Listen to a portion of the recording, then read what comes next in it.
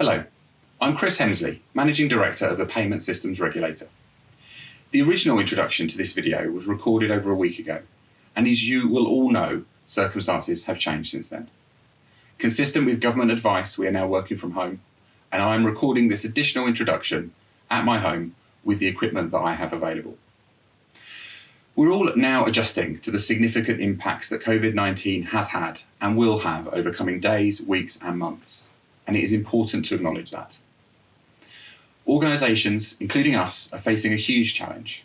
We've all got to make sure we're supporting our people in the best ways, while also ensuring that the UK's payments industry can continue to operate effectively and help society operate in the new environment we find ourselves in. This is a constantly evolving situation, and our annual plan was drafted before the full extent of the changes to all of our daily lives became apparent. This means that the things we have set out in our plan will need to be reviewed and adjusted. Some of our work will continue to broadly the same timetables as we have set out in the plan. However, some of our work will need to be retimed, and we will need to refocus our efforts to meet the challenges people, businesses and society now face. However, the annual plan still sets out useful information about our projects and the work that we intended to undertake. This is also a useful opportunity to say two more things about the current situation with COVID-19. First, it is essential that organisations can continue to serve their customers as best they can. That means we've been careful to assess the requirements that we have placed on those organisations, and where we can, we have taken action by extending deadlines, so that we are not distracting firms from the immediate priority of dealing with the impacts of COVID-19. Second, I want to assure you that we are working with the FCA, the Bank of England and the Treasury to make sure we are doing all we can to support each of your organisations in the best way during this time. So thank you for watching, and I wish you all the best health during this difficult time.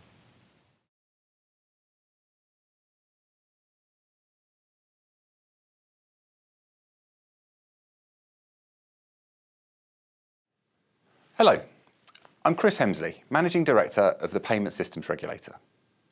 This is a year of firsts.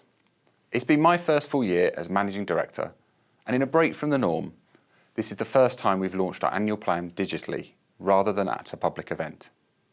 Today, I will share with you the key points from that plan. On the 1st of April, the PSR will be celebrating its 5th birthday. So it is now a good time to refresh and develop our long-term strategy. This will take the form of a strategy document, setting out a longer-term perspective than our current annual plan. And it will provide all of you with an explanation of what we see as the key priorities, choices, issues that we need to be addressing in the coming few years.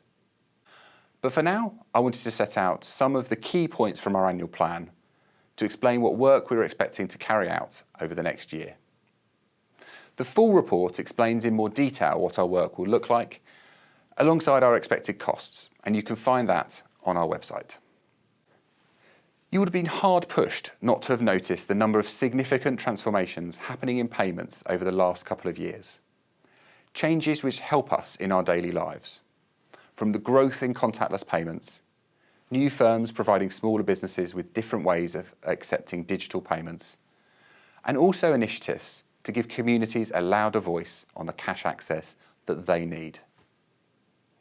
And behind the scenes, there are also changes being made to the infrastructure and technology that supports these things.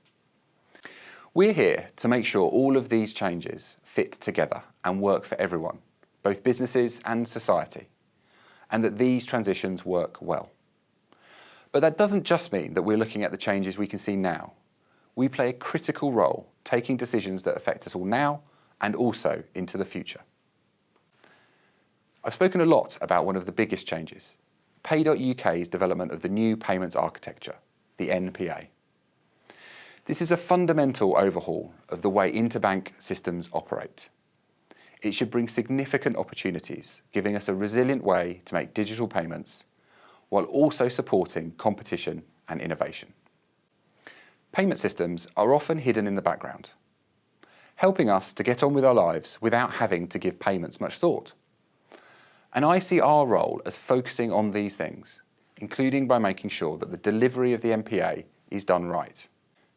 And that's because the outcomes will deliver real-life benefits to us all, supporting us every day and managing risks like cybersecurity and also fraud. At the end of May, it will be 1 year since the implementation of the Voluntary Industry Code that sets out protections for victims of authorised push payment scams, or APP scams. And our efforts to fight payment scams have not stopped there. Confirmation of payee is expected to be implemented by the UK's 6 largest banking groups from the 31st of March this year, giving us all that added protection and confidence that we are making payments safely and securely. You'll all have seen the Chancellor's budget announcement, a step forward in securing the future of cash for as long as people need it. Over the last year, we've been at the forefront of the debate on cash. We know it's important to millions of people because they both need and want to continue using it. In the last year, we've spent a lot of time making sure that the free-to-use network of ATMs meets the needs of people and communities. But the future of cash access goes beyond that ATM network. Now, of course, that network should be part of any future model. But there are also a growing number of other options that are now being considered, including greater use of cashback and also the post office network, as well as making digital payments work for more people. You'll all know that we've been working with the Financial Conduct Authority and other authorities to look at what solutions could work for people now and in the future. You won't be surprised to hear that we're looking at solutions that will work for people in 5 years, 10 years, and even beyond then. These key pieces of work are not the only things that we'll be working on. We're going to carry on opening up access to payment systems, promoting effective competition in the markets for payment systems and their services, and promoting users' interests, particularly in enhancing fraud prevention and protection. You'll know that we do all of this in a number of different ways, not only through collaborating with others to drive improvements, but also using our formal powers of direction and enforcement where we need to. The fast-moving and complex nature of the payment sector is a key factor in how we go about our work. That's why in the coming year we will continue to make sure we've got the right mix of payments expertise alongside regulatory, economic and legal skills. I've spoken already about our longer-term strategy and how you can get involved. But this isn't the only thing we are looking for your input on. Effective engagement with all of you is essential. Understanding and considering a range of different perspectives will ultimately deliver the right outcomes for everyone. So you can expect to hear from us regularly over the course of the next year on a range of issues. And you can also expect to see us continuing to work closely with the other financial and competition authorities. That just leaves me to say thank you for taking the time to watch this. You can be sure that we will continue to make a positive difference to the way that we make payments today. But also, we will be making sure that the future of payments works for us all too. There's lots to do, lots of ideas to discuss and big outcomes to get right. I'm really looking forward to working with all of you for another year of exciting change.